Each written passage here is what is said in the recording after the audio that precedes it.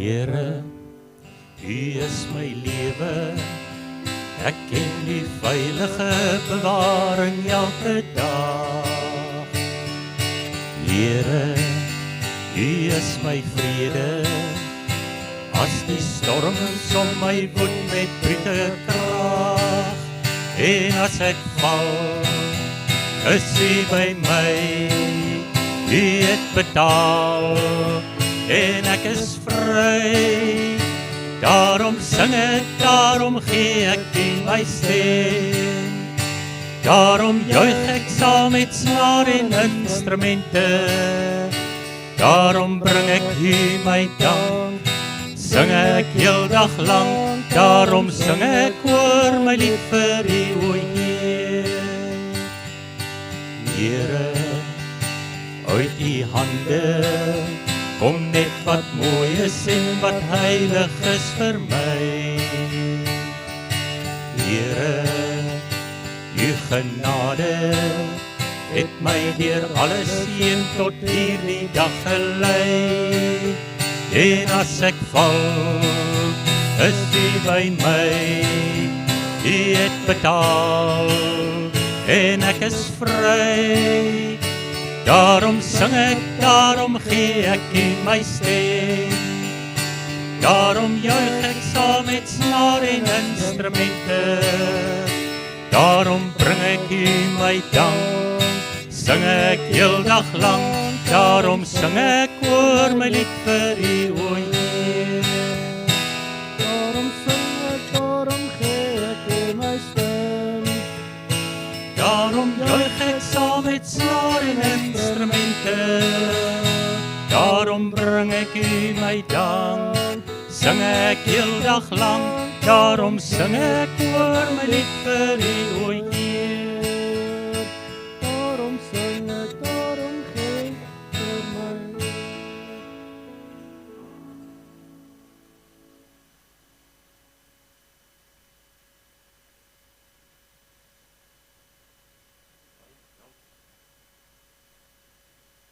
Skus, ek moet aankom.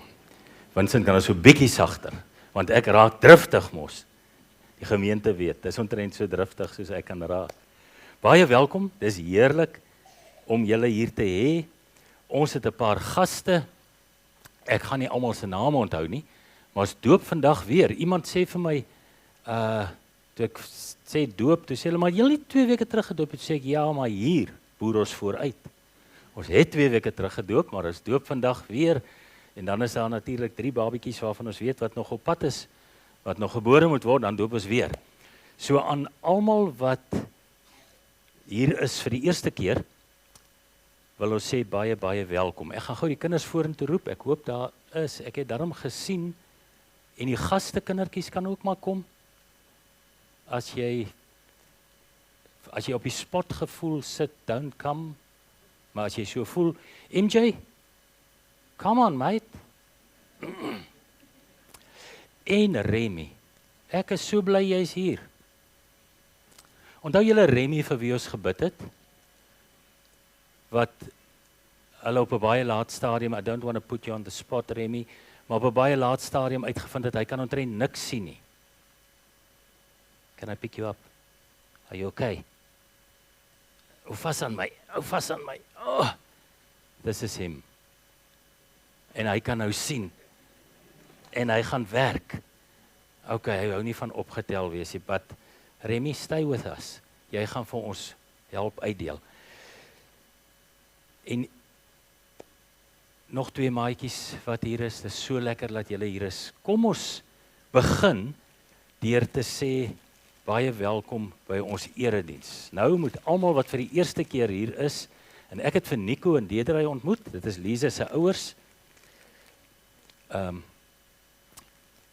Megan, daai oom met die blou hemp, net langs hulle. Daai mense wat so bietjie ouer as die oom met die blou hemp is, dis nou hulle.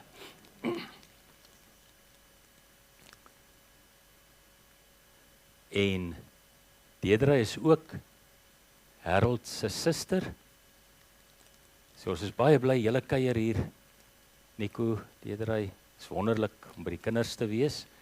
Kan ek sien in hierdie blok is daar nog eerste maal besoekers. Hierdie kant. Goed, kom ons beweeg na die middelblok toe. Is hier iemand wat nog nooit voorheen nie was nie. Daar sit 'n persoon daar heel agter.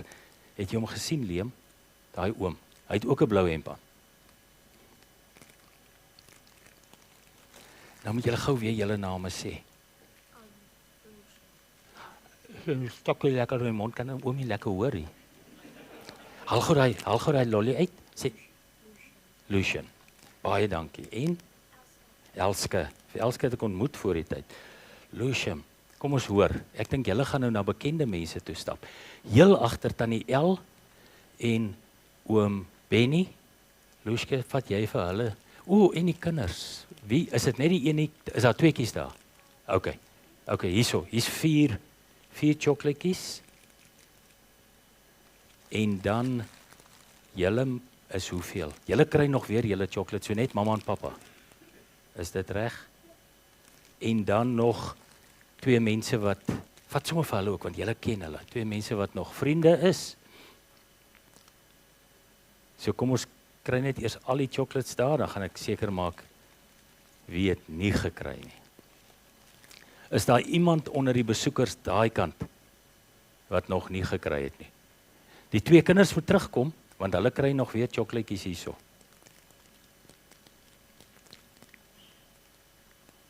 Dan kyk ek sommer self.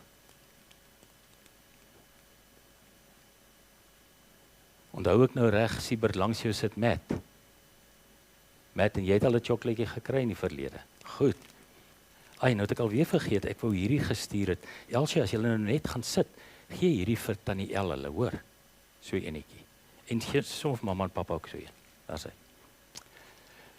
Goed. Dit is ons, maar julle moet nog nie gaan sit nie. Come back. Dan is ons by verjaarsdae. Kom ons kyk wie verjaar. Vandag Linda, Remy. Let me have a look. Waar is tannie Linda? Heel agter. Remy, take this chocolate. Gaan gee dit vir die tannie daar heel agter. Sy sal haar hand opsteek. As jy nou mooi stap, gee net vir hom so 'n bietjie ruimte.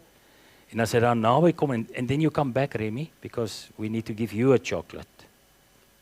Stap maar. Nog.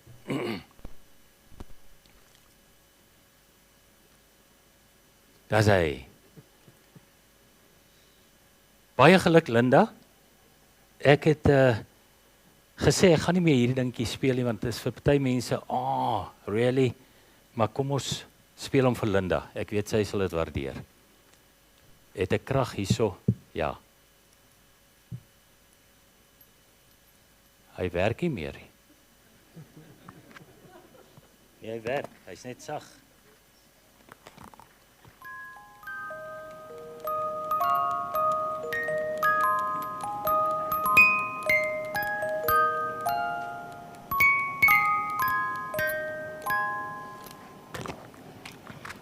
Baie geluk, Linda. Goed, kom ons gaan na die res toe. Rentia is in Suid-Afrika. Goed, ons gaan haar chocolaatjie in absentia vir haar hou. Alba voel nie lekker vandag nie, so ons gaan haar chocolaatjie vir haar hou. MJ, jy moet hier kom staan. Willem van Skalkwyk, is hy hier? Nee. MJ, gaan gee hierdie vir 'n oom wat daar agter sit. Heel agter. Stap net, hy sal vir jou hand opsteek. Chris, baie geluk. Later die week. Linda Toxopeus. Stap. Dit is baie moeilik as jy eerste keer in die kerk is, jy moet nou sommer chocolates uitdeel.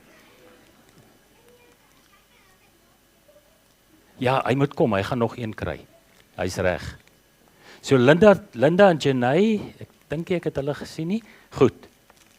So ons kan nie vir hulle gee nie. Dan is ons klaar. En ek dink nou het ek net chocolates wat gelabel is.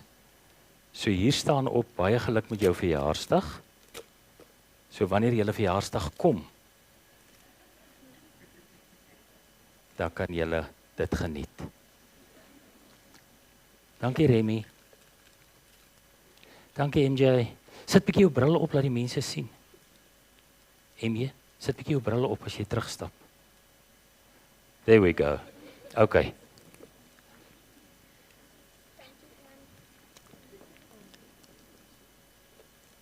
Daar sê, baie dankie. Is dit nie 'n lekker een nie?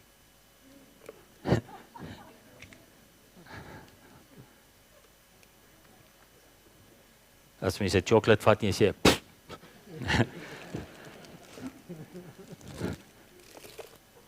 ek dink ek sou ook dit gesê het van 'n Mars bar. As dit nie 'n KitKat of 'n Crunchie is nie dan. Baie dankie. Ons het 'n wonderlike dag. Dis Moedersdag. Ons het reeds soos julle ingekom het vir al die moeders geluk gesê deur vir hulle klein ietsie te gee. Daarvoor sê ek vir Jolise baie dankie. Was dit 'n solo poging, Jolise? Nee, helpers gehad. So vir Jolise en haar helpers, Tommy knik sy kop, hy het baie gehelp.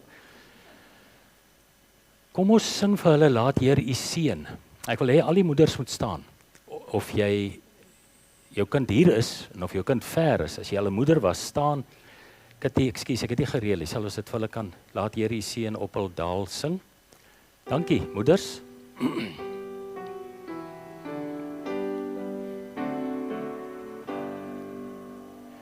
Laat Heer U seën op hul daal, U guns uit Sion hul bestraal, U wat beveel en dit geskied, wil Heer U seën oor hul gebied.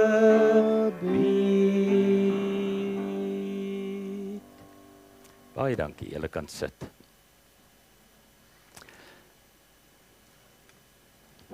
Moederskap is iets baie besonders. So sê hulle. As vaderskap al so wonderlik fantasties is, dan kan ek net dink dat om 'n moeder te wees regtig iets nog meer wonderlik moet wees. Gee net kans vir die laaste ouens om in te kom, lyk my hulle gaan moederskamer toe, so ons kan sommer aangaan. So aan al die familie, vriende van die loodsgesin wat gaan doop en ook die Wolmerans gesin, baie welkom weer. Kom ons raak stil, dan bid ons saam. Here onse God, die psalmdigter sê, ek wil U lof verkondig, my God en my koning, ek wil U naam altyd loof. Die Here is groot, alle lof kom hom toe, sy grootheid is ondeurgrondelik. Here, en as ons net na daai woorde luister, dan besef ons kan U grootheid nie regtig met ons menslike verstand bedink nie. Dis ver bo ons denke. Dankie dat U so groot, wonderlike God is. Daarvoor loof ons U. Amen. Liewe vriende, genade vir julle en vrede van God ons Vader en Jesus Christus, ons Here. Kom ons sing 2 liedere, 2 lofliedere. Die eerste ene het ons nog net een keer gesing, so as hy bietjie onbekend klink, luister maar, en dan sing jy die tweede keer saam, as ons na die tweede vers toe gaan, of sing net die koortjie saam, want hy is baie bekend. En dan die tweede een is meer bekend. Kom ons staan, sing ons heerlik.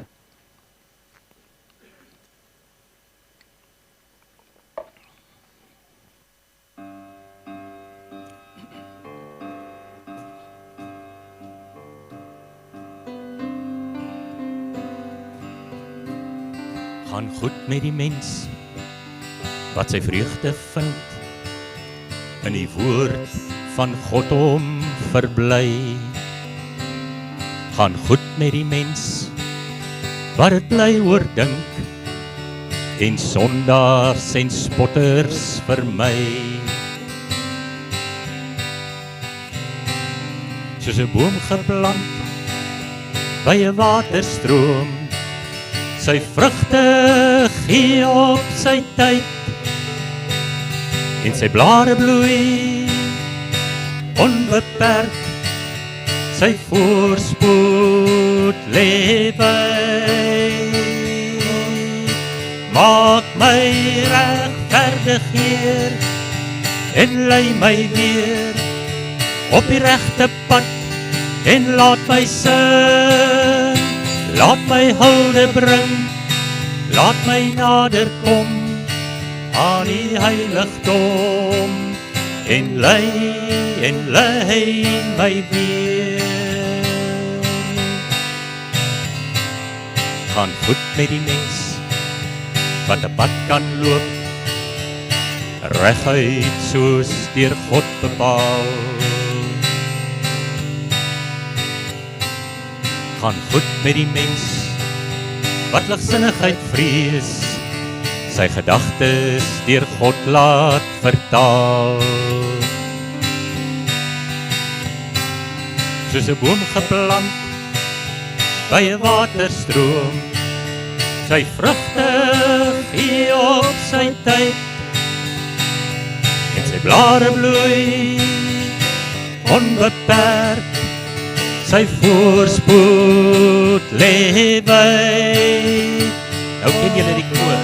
Regverdig, Heer, en lei my weer op die regte pad, en laat my sing, laat my hulde bring, laat my nader kom aan die heiligdom, en lei my weer.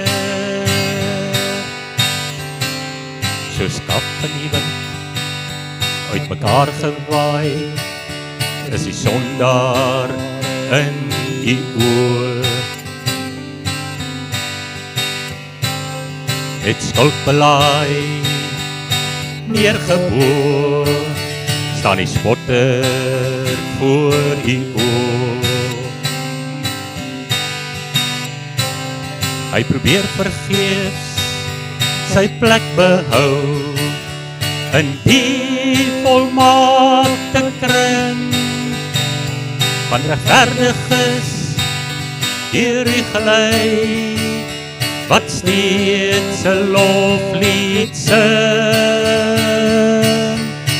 Maak my regverdig, Heer, en lei my weer op die regte pad, en laat my sing, laat my hulde bring, laat my nader kom aan die heiligdom, en lei my weer.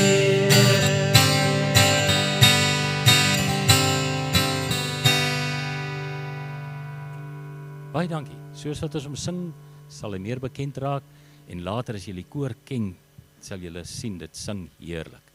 Bekende lied, kom ons sing dit uit volle bors om die Here te loof en te prys.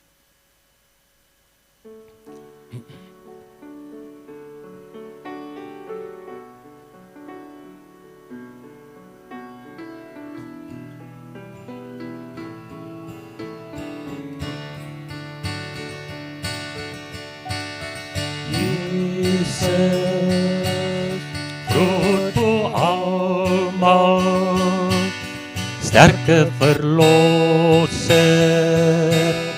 magtige Heer en Heiland, Immanuel, God is met ons, reddende Here, lewende woord.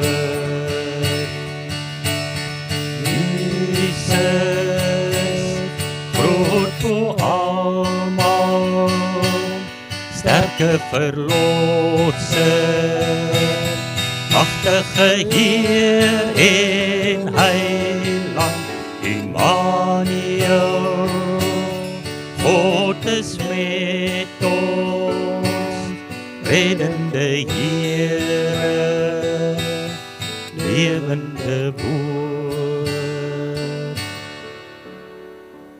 Dankie, julle kan sit.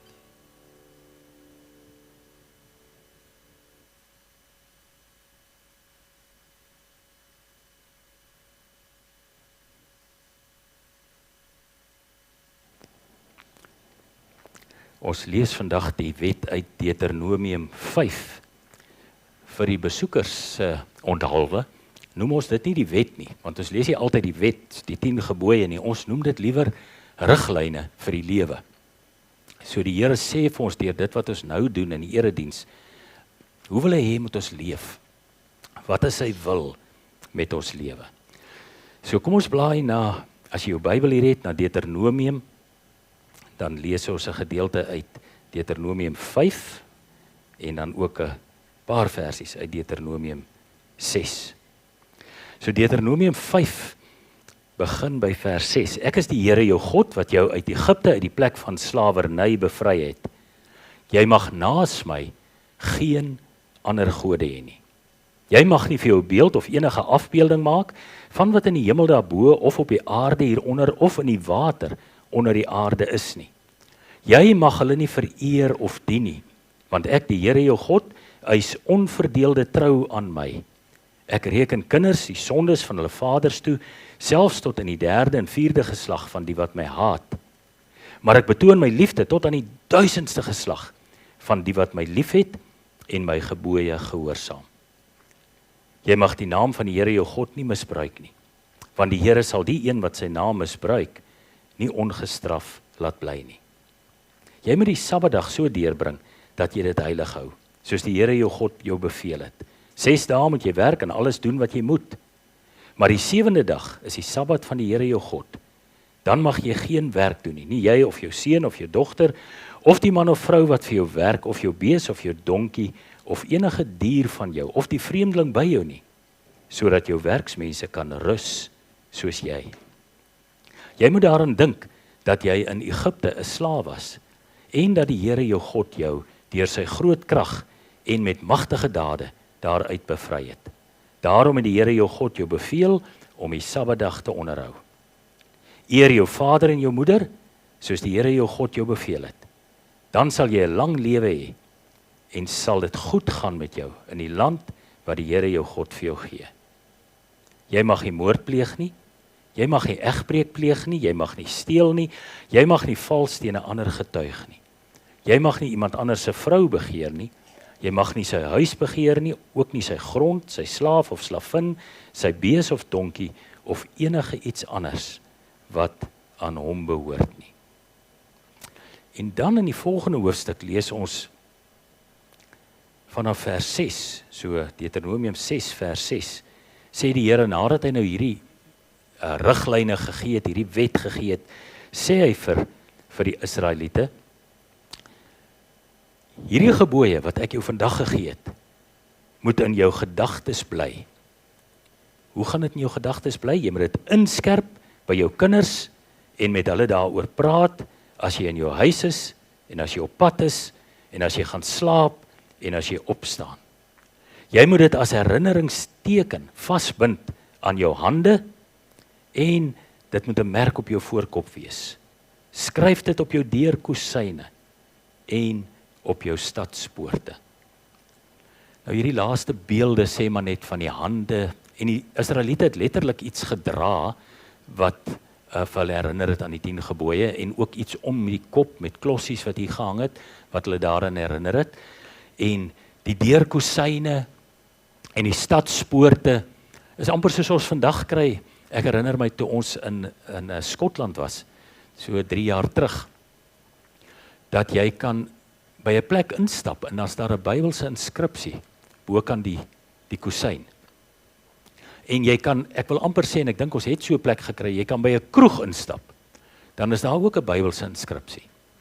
So skryf dit, en dit is dalk nie so verkeerd, dat ons dit ook soms skryf, en in ons huis opsit, jy koop sulke goedjies, wat jy iewers uitstal, dat ons kinders kan sien, ons behoort aan die Here. En dat hulle daarmee kan groot raak. Dit gaan in hierdie huis oor die Here. En ek dink dis wat die Here bedoel het, toe hy gesê het, daai vers en die vorige vers, skryf dit, dra dit, kyk gereeld daarna, onthou dit, dis die belangrike ding. Kom ons bid saam. Here, ons vergeet soms U wil vir ons lewe. Want ons raak besig met baie ander goed Dis nie dat ons dit nie ken nie, maar ons raak so besig dat ons dit net vir 'n oomblik vergeet. En in daardie oomblikke tree ons soms anders op as wat ons behoort op te tree. Vanoggend, Here, kom sê ons vir U, ons is jammer. Vergewe ons, asseblief.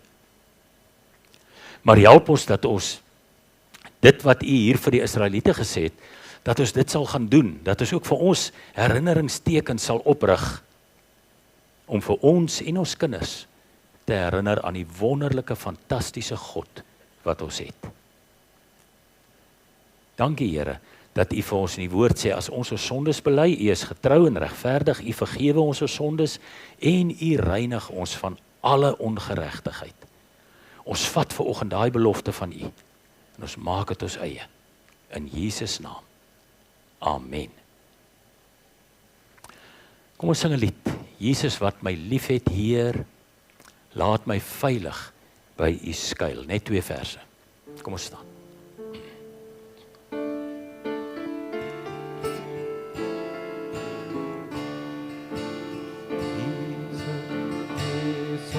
Jesus wat my liefhet, Heer, laat my veilig by U skuil. Kyk, die waters wind en weer, dreig en ruk en trek my neer. Help my Heiland, ag ek vrees, oor die woeste winde huil. U beskerm my swakke vlees, laat my lewe vrede wees. Jesus wat my liefhet, Heer, ek vind by U vrede rus.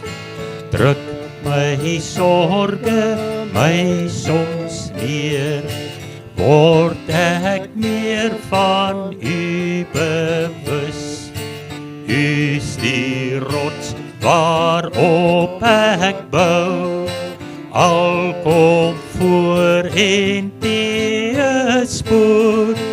U sal ek voor oë hou, selfs in storm of watervloed.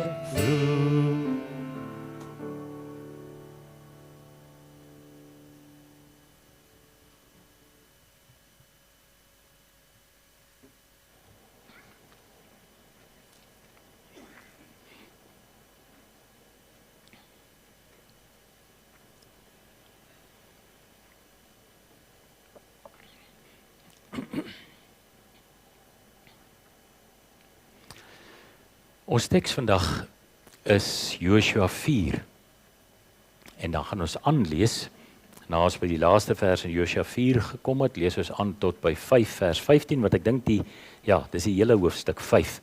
So 'n bietjie lank, nie te lank nie, maar om die storie te kry, is dit belangrik dat ons alles lees. Kom ons bid eers saam. Here ons God, wanneer ons U woord oopmaak, is dit veral die tyd wat U met ons kom praat. Ons het reeds gelees rondom die riglyne vir die lewe, maar nou wil U verder met ons praat. En ek kom bid, o Heilige Gees, maak ons harte oop, maak alles wat maak dat ons U woord kan hoor en 'n lus het om dit te gaan lewe. Maak dit oop in ons lewe, sodat ons sal uitgaan en dat ons inderdaad dit wat U vir ons sê, sal gaan toepas. Want wat sou dit tog help om net die woord te hoor en niks daarmee te doen nie? Jakobus sê, wat help dit my broers? As julle sê dat julle glo, maar julle dade bevestig dit nie. So geloof is niks werd nie. So kom help ons, laat ons nie so sal wees nie. Kom doen dit vir ons, o Heilige Gees. In Jesus naam bid ek dit. Amen.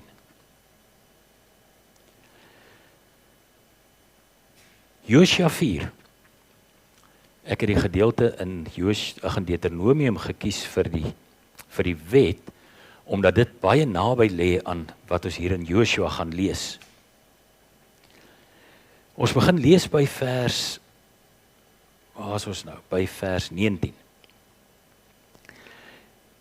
Die volk het op die 10de dag van die eerste maand uit die Jordaan gekom en kamp opgeslaan in Gilgal, oos van Jerigo.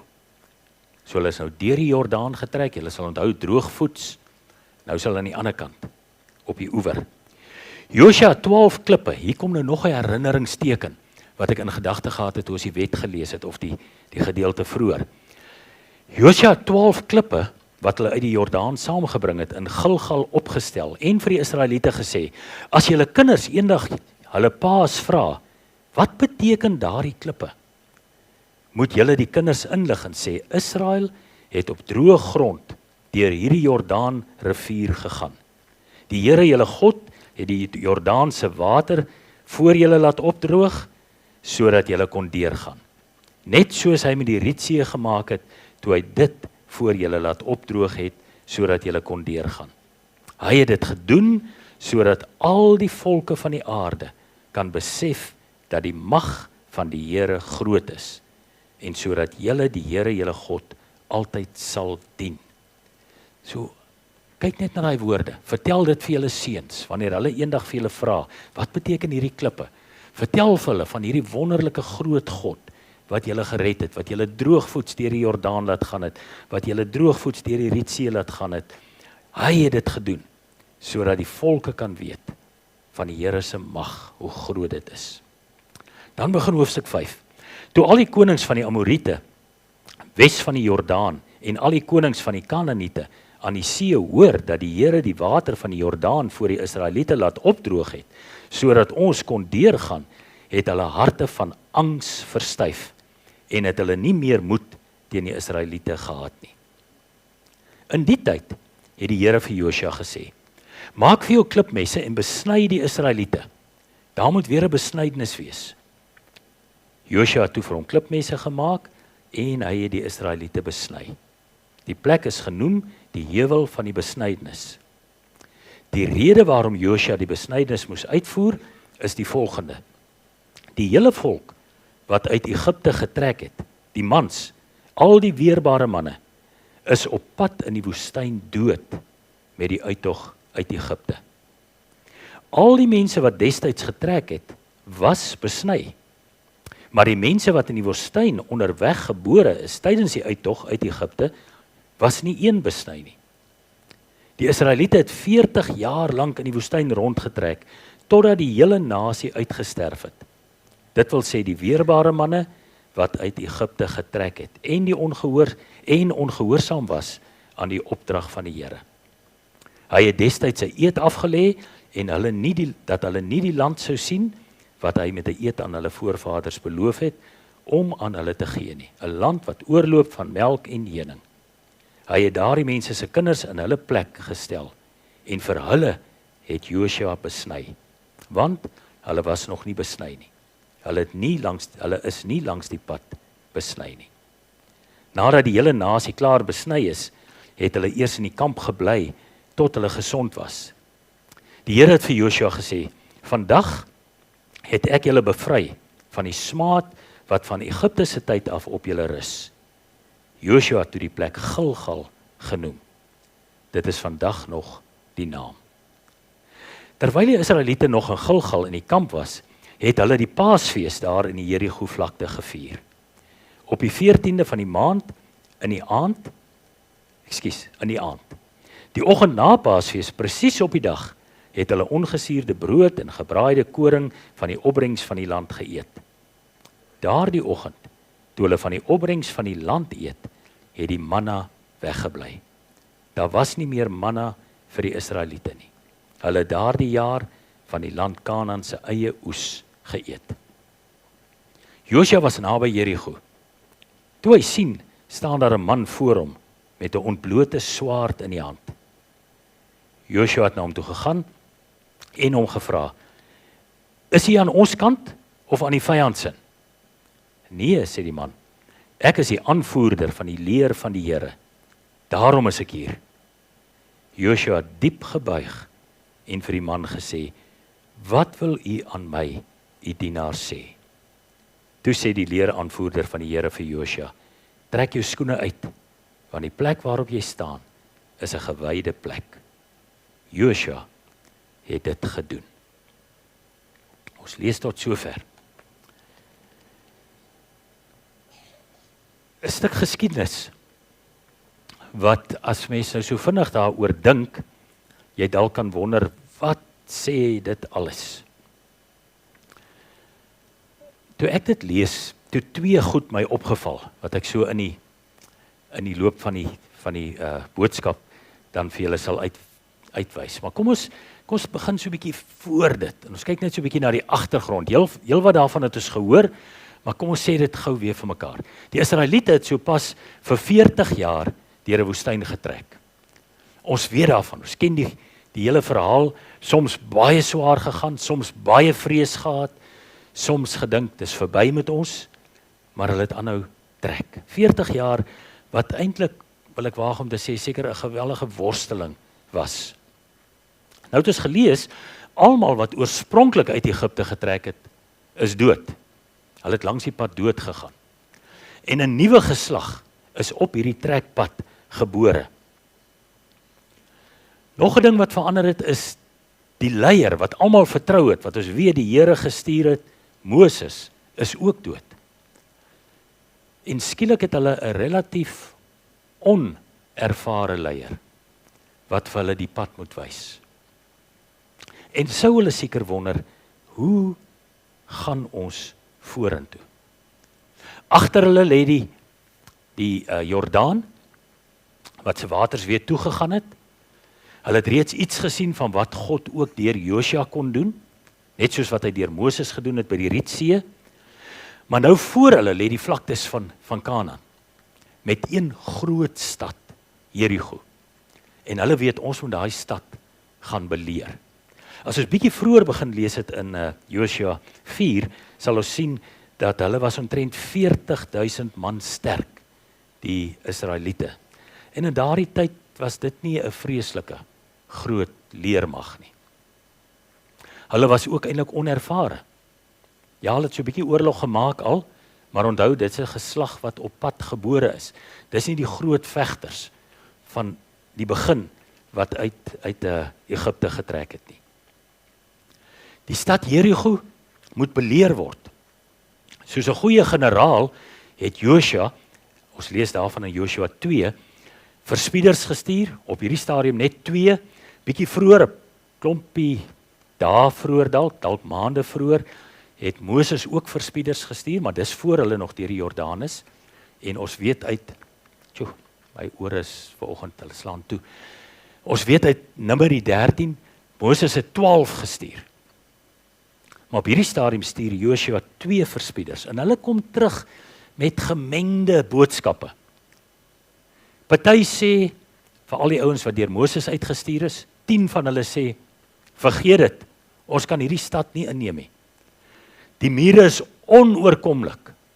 Die stad, as die deure toe is, kan nie ingeneem word nie. Net 2 het gesê, maar die Here sal ons help. Wanneer Joshua se verspieders terugkom, so lees ons in Joshua 2, sê hulle van dieselfde nuus, dis regtig, dit gaan baie moeilik wees, maar die Here het ons oortuig dat ons dit sal kan doen. Gaan lees by die huis, Joshua 2, 3 en 4. So, daar's 'n probleem, die stad is groot, mure is hoog en dik, baie vegters, soldate, wat lekker uitgerus is, nie so moeg soos hierdie klomp Israeliete wat nou al vir 40 jaar trek. Goed, hulle het nie almal 40 jaar getrek nie, ons het gelees, hulle is langs die pad gebore, maar nog steeds moeg en bietjie teenoor uitgerus en baie. Geen beskerming hier rondom die Israeliete nie, dik, hoë mure rondom die ander volk, wie se stad ons moet gaan beleer. En ek kan dink dat die ouens op hierdie stadium, hierdie vlakte, waar hulle sit en waar hulle al hierdie goed oordink, dalk sou wou noem moed verloor se vlakte. Here, hoe gaan ons verder? Ons het nou so ver gekom. Ons het so baie ontbeer. En nou dit. Hierdie stad. Hoe gaan ons verder? Ons kon al so 'n paar dae terug sien hoe ons vir ons 'n stukkie grond gaan kry en van voor af kan begin. Dalk 'n boerdery. Dalk trou en met 'n familie begin. En hoe ons huise gaan bou en hoe ons kan aangaan. Maar nou hierdie nuus. Groot stad. Hoe dik mure. Hoe nou? Die nuus is boonop nie goed nie. Baie vegters. Ek kan net dink dat daar op hierdie stadium onder die Israeliete maar 'n taamlike verslae gees was. Dat hulle gevoel het, Here, wat wag nou op ons? Ons het soveel ontbeer. Was dit nou alles te vergeefs? Dit alles wat ons gedoen het. Nou as ek sommer dadelik kan toepas, baie keer beland ons ook in sulke moed verloor se vlaktes. Plekke waar ons voel maar, sjoe, ek het deur soveel gekom. En nou dit. Hoe moet ek vorentoe gaan, Here? Jy was dalk op reis met hierdie droom van jou, van 'n bestemming of iets anders, net om wakker te word en te weet, maar dis nie so maklik nie. Dit gaan nie so maklik wees nie. Jy het dalk 'n klomp nuwe avonture gehad wat jy najaag, en skielik besef jy maar, ek gaan dit nie maak nie. Sonder om 'n klomp voorbeelde te noem, net 3. Dalk was dit jou huwelik, wat jy so mee ingejubel het, ingehuppel het, en nou is dit nie meer 'n huwelik nie. Dalk is dit jou kinders, met wie jy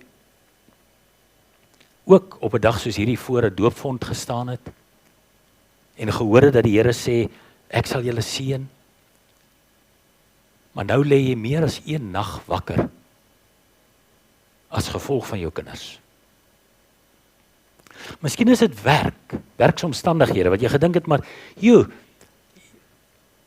dit is presies wat ek wil doen. En nou so, jaar, down the line, vra jy vir die Here, hoe verder? Ek weet nie.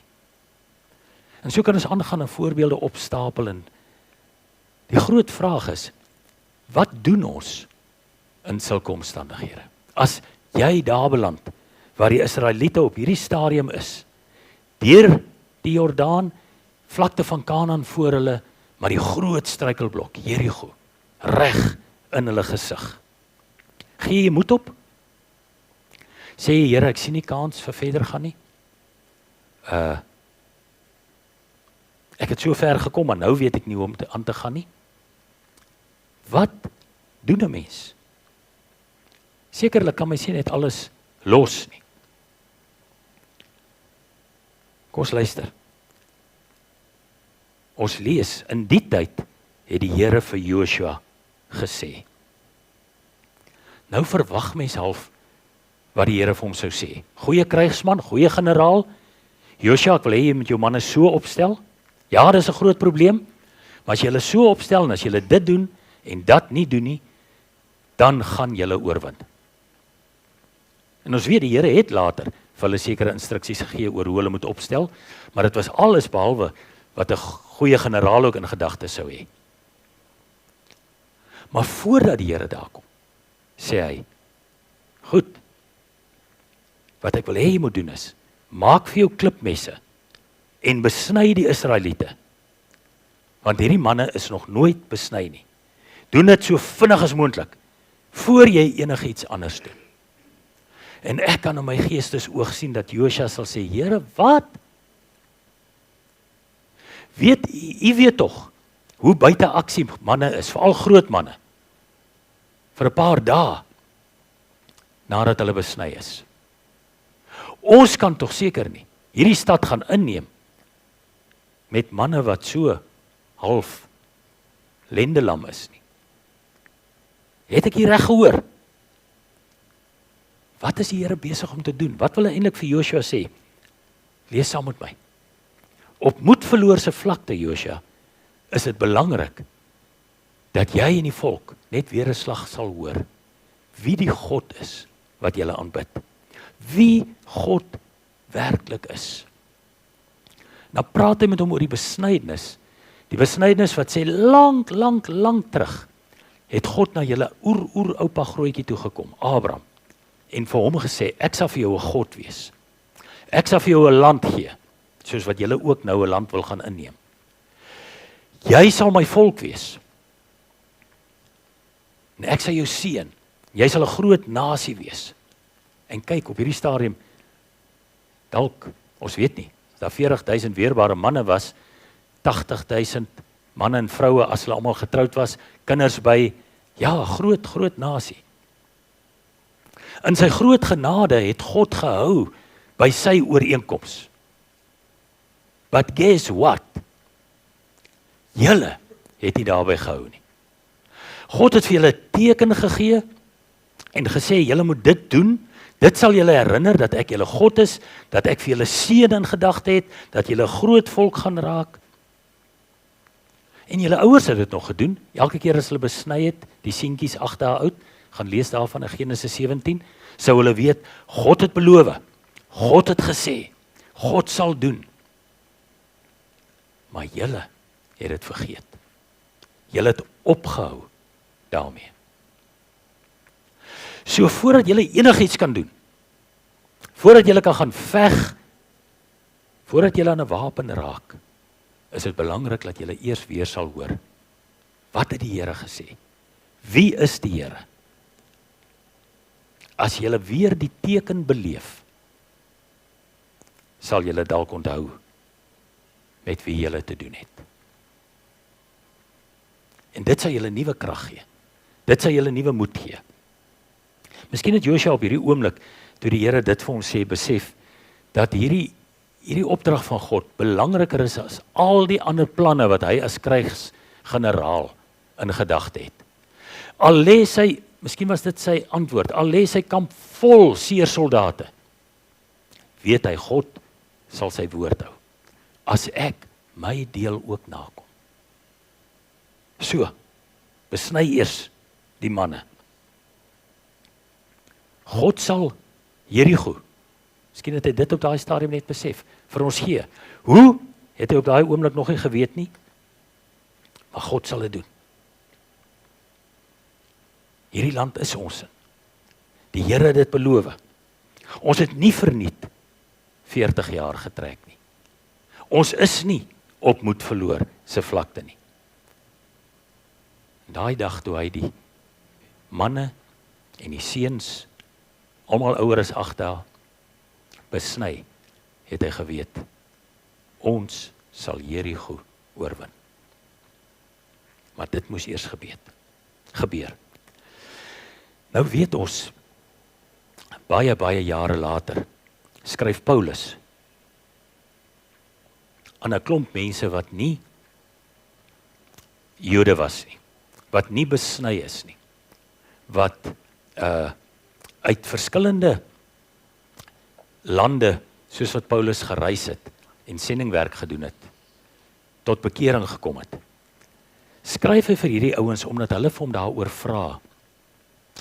Paulus, moet ons ook laat besny? Nou met hierdie geskiedenis wat ons sopas gelees het in gedagte, sê nou maar ons was nog almal in daai tyd, sou die antwoord dadelik gewees het. Ja, julle moet. Dit is belangrik om die teken te sien. Maar wanneer hierdie ouens in Kolosse dit vir Paulus vra, jy kan dit gaan lees in Kolossense 2, dan sê Paulus, nee, hy het dit gesê vir die Galasiërs ook, nee, julle hoef julle nie te laat besny nie. Dis nie meer so belangrik nie. Baie belangriker as jy besnydenis is dat jy aan God behoort en dat jy 'n nuwe lewe lei. Maar wat sê hy nog vir hulle? Sommige so terloop sê hy, by the way, julle is besny. Dan sê daai manne van Kolossense vir hom, nee, ons kan vir jou wys, ons is nie besny nie. Dan sê Paulus, nee, julle verstaan verkeerd. Julle is besny, nie met 'n besnydenis, sê die 53 vertaling, wat met hande, mense hande verrig is nie. Maar is 'n besnydenis in Christus. En dan sou hierdie ouens uit die veld geslaan wees en sê, wanneer het dit gebeur? En dan staan dit daar. Dit het by julle doop gebeur. Hierdie ouens is almal groot gedoop, toe hulle tot bekering gekom het, eerste geslag gelowiges, hulle het tot bekering gekom, hulle het in die Here Jesus Christus begin glo, en hulle het hulle laat doop. Klomp Jode wil hulle oortuig, julle is nog nie so heeltemal deel van God se volk nie, julle moet nog besny word. Hulle kom na Paulus toe, Paulus sê, julle is besny. Julle is almal besny. Ekskuus. Dit het gebeur toe julle gedoop is. So as iemand vandag tot bekering kom, en hy sou hier voorkom staan, of ons sou na 'n plek toe gaan waar daar dieper water is, en ons sal hom doop, dan weet hy ook, dis so goed, soos die teken van die besnydenis. En as ons vandag 3 babietjies doop, party bietjie ouer as ander, dan weet hulle ouers ook, dis so goed, soos die besnydenis, wat ook aan ou seentjies van 8 dae gegee is, wat nog niks daarvan verstaan nie. Maar hulle ouers is gelowiges. So dis die eerste ding wat die volk moes doen, voordat God verder met hulle wil stap. Gaan nie nou vir jou raad gee, Joshua, oor hoe jy jou manne moet opstel nie.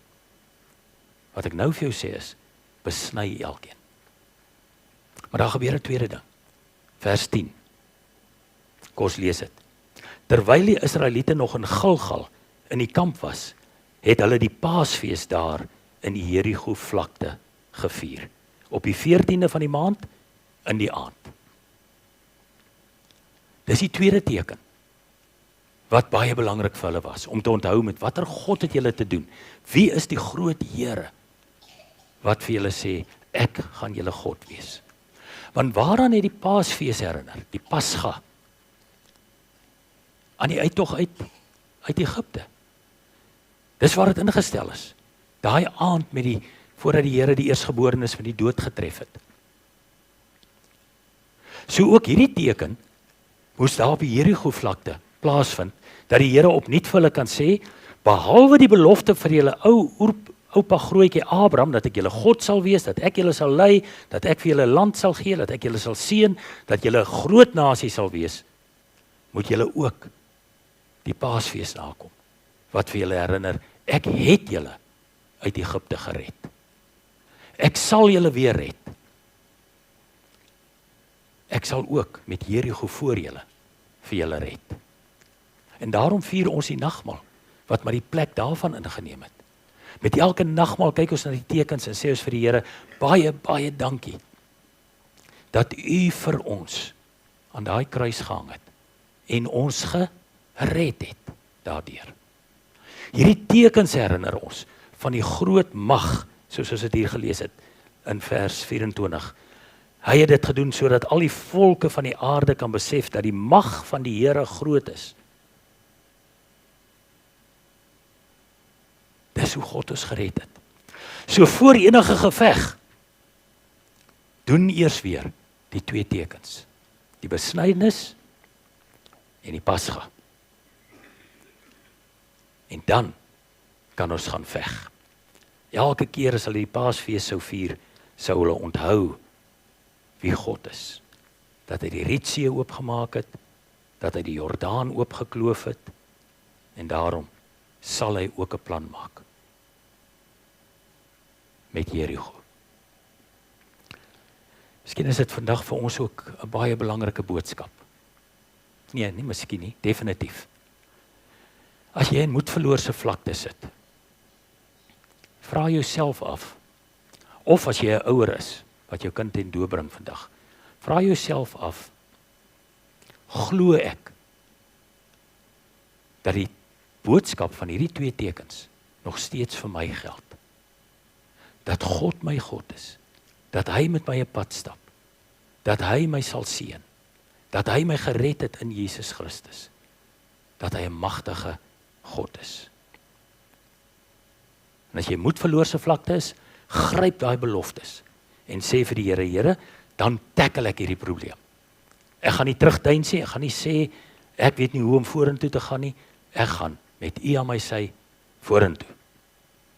En as jy jou kinders vandag bring, en nog nie al hulle wakker lê oomblikke beleef nie, dit kom so 14 jaar later, dan gryp jy ook die belofte, en jy sê vir die Here, Here, met U by my, vat ek ook hierdie, is nie 'n probleem nie, maar vat ek ook hierdie, en ek weet, U sal my seën.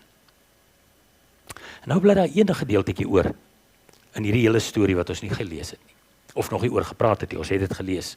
Wanneer Josua later daai oggend, mense kan vir julle verduidelik wat hier aangaan. Ek praat in 'n mikrofoon, wat weer galm, en dan skielik praat ek sag. Ek hoop ek kom heeltyd dieselfde oor. Wanneer Josua later daai oggend uit die kamp uitstap, sien hy 'n kryger, 'n man met 'n ontblote swaard, wat beteken ons gaan veg, wat voor hom staan. Toe hy sien, staan daar 'n man voor hom met 'n ontblote swaard in die hand. En Josua het na hom toe gegaan en vir hom gevra, want hy is half seker vreesbevange. Hierdie ou lyk vicious.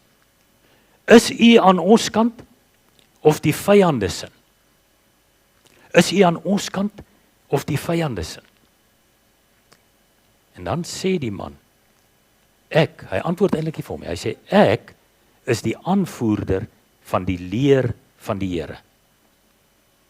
En skielik weet Josua, hierdie stryd teen Jerigo, en alles wat in ons pad kan kom, is die Here se stryd.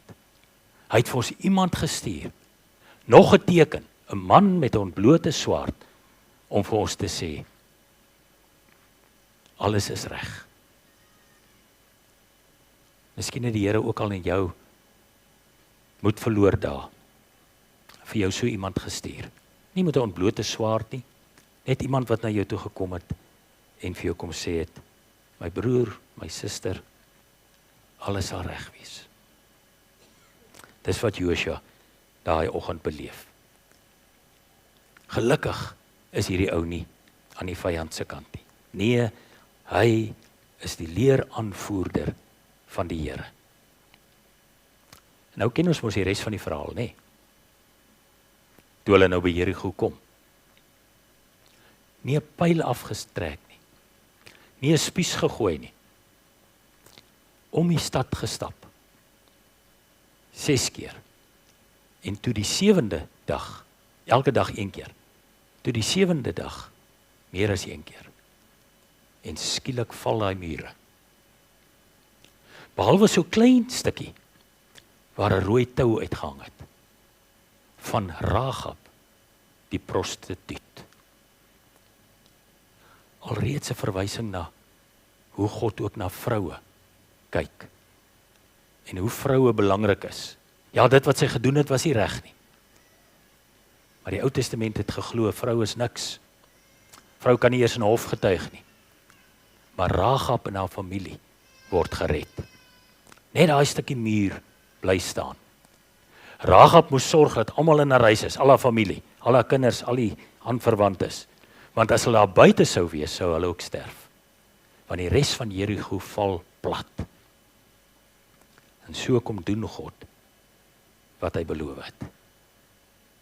My gebed is, en ek maak klaar, as jy op moedverloorse vlakte is, begin daar, waar jy vir die Here sê, Here, ek gaan doen wat ek moet doen. Wat ek U beloof het, toe ek my kind gedoop het, of toe ek self gedoop is. Toe ek die nagmaal gebruik het, en wanneer ek volgende maand, eerste Sondag in Junie, weer die nagmaal gaan gebruik. Daardeur kom sê ek vir U, ek gaan doen wat ek beloof het. Want U sê vandag vir my, U sal doen wat U beloof het. U sal nakom dit wat U beloof het. En ek wil vir julle as doopouers sê, onthou dit altyd.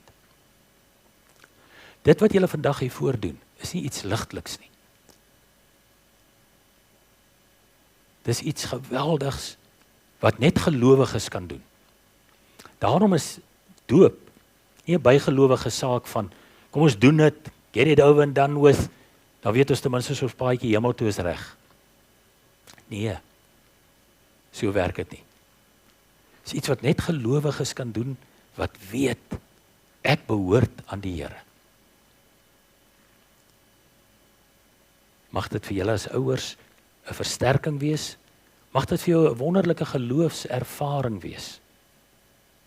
Mag jy vir God opnuut sien vir wie hy is. En mag hy jou so dra, dat jy nooit by 'n punt sal kom waar jy sal sê, ek kan nie verder nie. Mag sy teenwoordigheid en sy mag, die magtige God, vir jou elke dag krag gee. Amen. Here ons God, baie dankie vir hierdie verhaal, waarin U vir ons sê, die tekens is belangrik. Die verbond is belangrik. My verbintenis aan julle vra, dat julle kant sal nakom. En dankie vir Rian en Cindy, en Benny en El, wat met hierdie gesindheid ook vanoggend hulle kindertjies bring, om te sê, Here, ons weet, dit is vir U belangrik. Ek kom bid vir hulle as ouers. Ek kom bid, Here, dat U vir hulle sal seën, dat U elke dag vir hulle die krag sal gee, om na te kom wat hulle moet doen. Maar ek kom bid vir die res van die gemeente, Here, ons het elkeen ons eie uitdagings, wat ook van ons vra, om te doen, wat ons beloof het. Gee ook vir ons die krag. Help vir ons dat ons getrou aan die bedoeling en die betekenis van die tekens sal wees. Dat ons dit sal doen wat ons moet doen. En die nagmaal wat ons by herhaling kan doen, dat ons dit oor en oor sal doen, om vir U te sê, Here, ek behoort aan U, en baie dankie vir Jesus.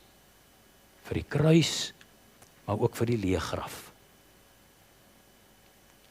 So seën ons, as ons nou verder gaan, hierdie dag in, mag hierdie geleentheid iets wonderliks wees. Vir hulle as ouers, maar vir elkeen van ons. En dit bid ek in Jesus naam. Amen. Ons gaan 3 kindertjies doop.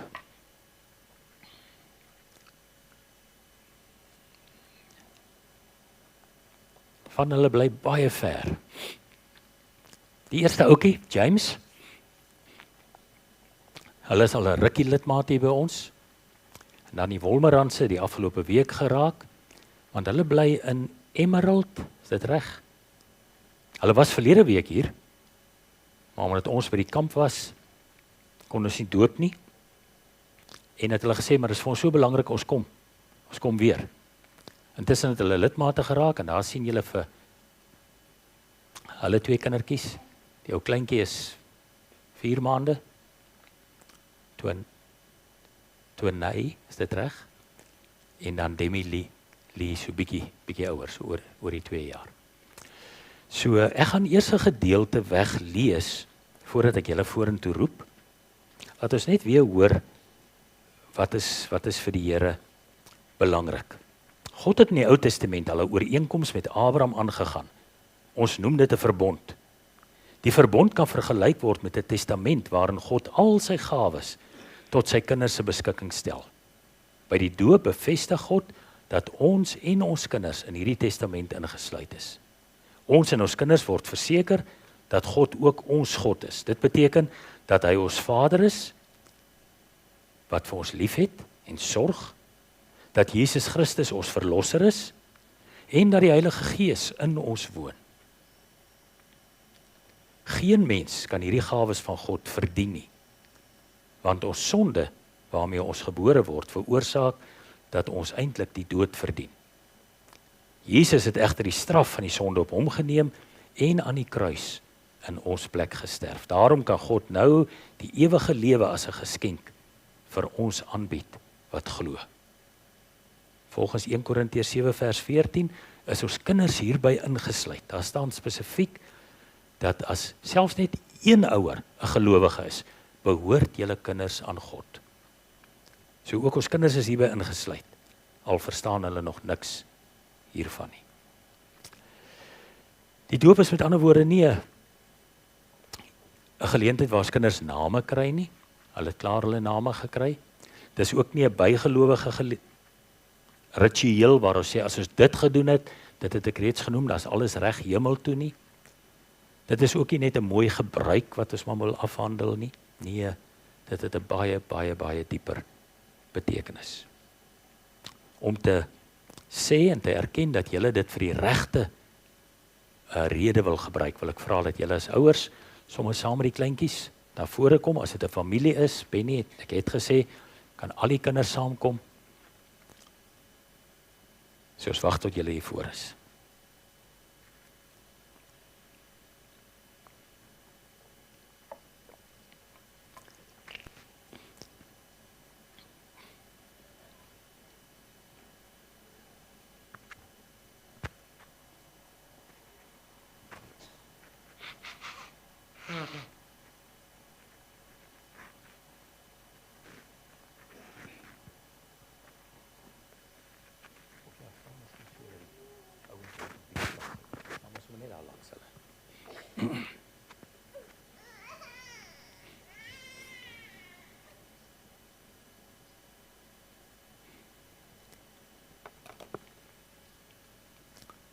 Ja, jy kan maar langsom staan. Dis reg. As 'n man so maak, beteken dit, kom staan nie by my.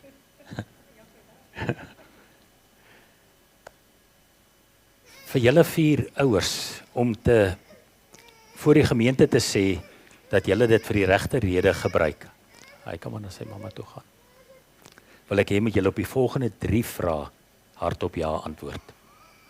Bely julle dat hoewel ons kinders as sondaars in die wêreld kom, en dis eintlik onder die oordeel van God staan, hulle deur Jesus Christus en die geloof wat julle as ouers het, nogtans aan Christus behoort. Aanvaar julle die Bybel, soos ons dit het, die Ou en die Nuwe Testament, as die enigste onfeilbare woord van God en wat ons alles leer oor ons verlossing. Ons het nie nodig om nog ander geskrifte, ander boeke te gaan opkyk, om te kyk hoe kan ons verlos word nie. Alles staan in die Bybel. En dan derdens, beloof julle om hierdie kinders, kindjie, wat die Here vir julle gegee het, na die beste van julle vermoë te onderrig en ook te laat onderrig. So dit beteken, as iemand anders dalk vir hulle Bybelonderrig moet gee, soos hier in ons kerk het ons Sondagskool, dat julle dit ook sal doen. Wat is hier op julle antwoord, Cindy? Rian? Jel?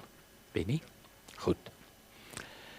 So ek gaan die doop bedien aan James Loots, Demi Lee, ek sê maar net die noemname, Wolmerans en Tonay Wolmerans. So kom ons begin by James. Ek kan so 'n bietjie nader staan. Jy kan nader kom. James Loots, ek doop jou in die naam van die Vader en van die Seun en van die Heilige Gees. Amen. Net so 'n bietjie terug.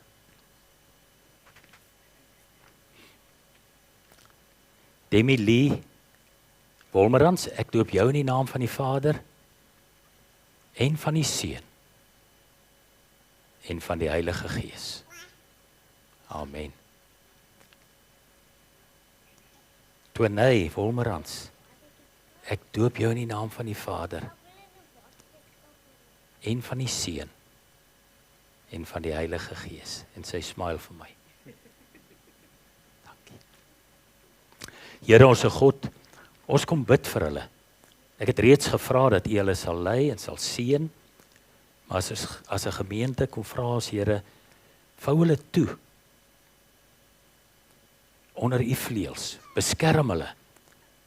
Hulle is nog baie klein en hulle gaan 'n wêreld tegemoet wat ons nie weet wat alles op hulle wag nie. Dankie vir ouers wat vir U lief is, vir ouers wat vir U wil dien.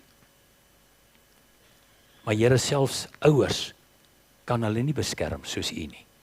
Daarom bid ons vir U beskerming, vra ons Here dat U vir hulle elke dag sal oppas.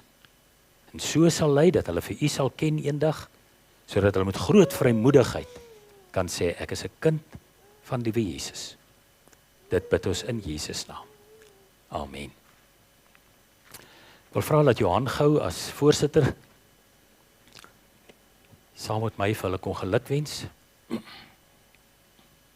Cindy, baie geluk. Rian.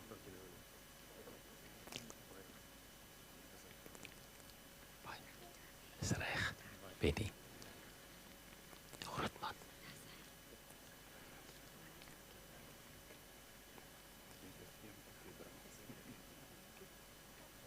Baie dankie, julle kan gaan sit. Ek weet daar's familie wat later vandag in Suid-Afrika na die diens sal luister. Ook vir hulle wil ons vra. Ons weet oupas en oumas doen dit, maar ook vir die ander familie bid vir hulle. Dra hulle gereeld aan die Here op. En as jy naby aan hulle is, dalk hier in Suid-Afrika, hier in Australië, dalk 'n vriend, help hulle, dat hulle dit wat hulle vandag beloof het, daai pad sal kan stap. Goed, ons gaan 'n slotlied sing, daarmee het ons die doop afgehandel. Slotlied sing, dan spreek ek die seën uit, en dan vra ons dat u net so vir 'n oomblik vir die afkondiging sit.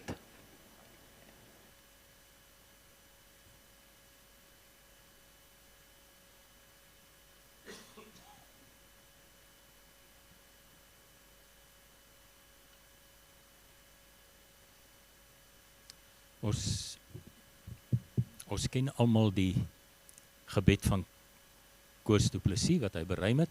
Kom ons staan en sing ons dit.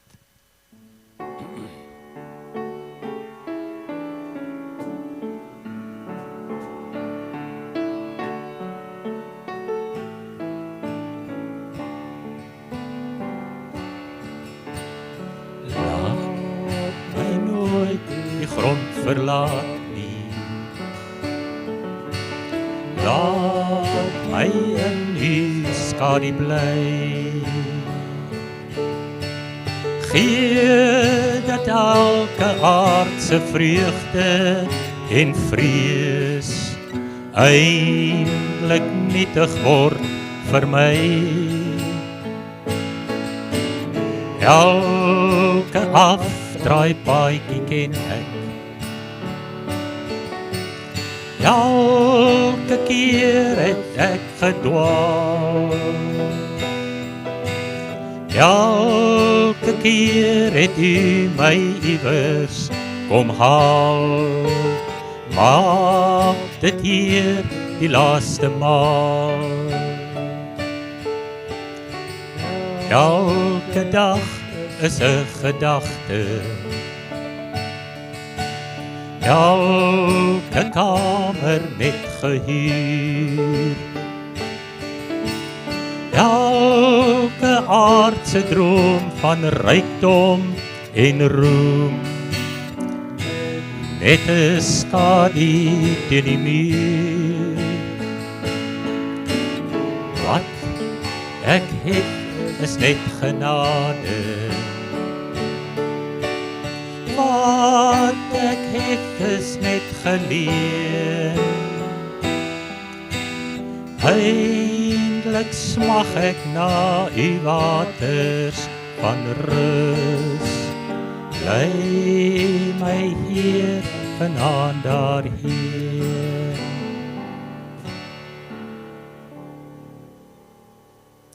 Ontvang die seën van die Here en gaan leef as sy kind. Die genade van die Here Jesus Christus en die liefde van God ons Vader en die gemeenskap van die Heilige Gees bly met elkeen van julle. Amen.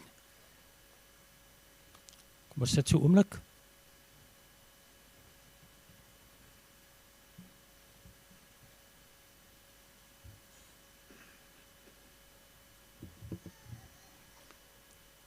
Daar sê goeiemôre almal. Daar is net 3 afkondigings. Soos julle weet, is die 21ste is die potjiekos kompetisie, so dis nou baie naby. So Sonel en Derek vra asseblief, ons het reeds 12 potte, maar ons moet weet hoeveel mense gaan kaartjies koop sodat ons kan as ons moet nog pottereel, so as jy asseblief vir Sonel en vir Derrick kan kontak en net sê en ook so gou as moontlik julle kaartjies koop, sal dit baie help. En dan het ons afgekondig die laaste 2 Sondae dat Mei gaan ons fokus op sang. Weet dit het ons gaan elke maand 'n tema hê.